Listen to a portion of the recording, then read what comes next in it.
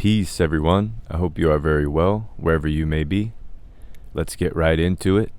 First, we're going to cut the rafters to the desired size. Mine are 21.5 inches, as the fascia is 1 inch, which is actually 3/4 of an inch, and the baseboard is 2 inches, which is actually 1.5 inches width, and the metal roof sheet cuts are 24 inches. So remember to account for that baseboard and that fascia when you're making these cuts for the rafters. And I'm going to make the right angle cut first, which is just the straight cut, and you'll see that I'm adding an extra marker for the desired pitch. So using the speed square, choose your pitch or angle of the roof, and here I'm using a 10 degree, which is just a very slight pitch, and I use that jigsaw for the angle cuts, which I really enjoy. It makes it a lot easier for a precise cut. You could definitely just use a saw or whatever you have to make these cuts. The reason I didn't make the angle cuts first was to make sure the rafters were exactly the same size first. That way they line up when I secure them to the baseboard, and the fascia will be flush when I secure that at the end of the rafters instead of being wavy. So make your angle cuts. I highly recommend a strong clamping tool for multiple uses. There is the clamping tool in the back, and in the front just the jigsaw. You can also change those small blades out for cutting metal too. So once you have all the cuts, run your materials over. There's 4.5 inches of hex screw that I added to the baseboard that I'm just showing you. I put like one of those plates to secure that in, and I put a few of those across, and you can also see that the rafters have been secured across the top. Underneath I will add a 1x4, and you will see how that comes out momentarily. So now we have all those secured. I'm going to add the roof, which I have to cut first. So these were leftover materials from a couple years ago, but I'm making use of them now. So they're already cut into 4 feet.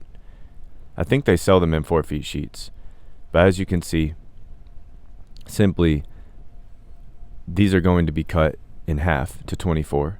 So I'm marking them in multiple places along the roof so I can clearly see the line that I have to draw. And then I will use that leveler that's in the background there to draw a straight line across the middle, and accurately, using some tin snips, metal snips, which I highly recommend as well, make that cut. So take your time doing this. You should definitely wear gloves if you have some laying around. I didn't really think about it at the time, but definitely grab some. This metal gets really sharp.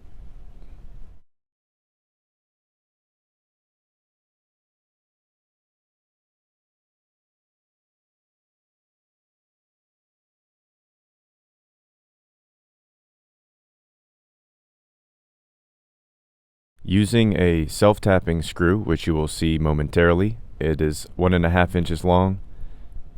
Get the desired length of your choice. It has a hex head on top and a rubber washer along with a metal washer. So the rubber washer will seat on top of the roof and sort of seal it. Obviously, over time these wear out. Just make sure to get them secure on there, and that will prevent any leaks. I actually have a metal roof on top of the building here, and I did this 3 years ago, and thankfully, knock on wood, I've had 0 leaks so far. I know that eventually they're prone to happen, but hopefully maybe that'll be some years down the line. So anyways, this is the final product. You can see here I have to clean off my drip edge. It was these are leftover materials I had, thankfully. I did grab some new board for that fascia and some new board for that under fascia, whatever you want to call that. 1x6 for the top fascia, along with that drip edge, which I just seated comfortably under the flap of the roof and secured it all down. All right, everybody, I hope you enjoyed this video. If so, please like, share, and subscribe. Say hey to the boss. We will see you in another video. Please let me know if there's any other videos that I can assist with, and check out the rest of the YouTube page. All right, please take care, everybody.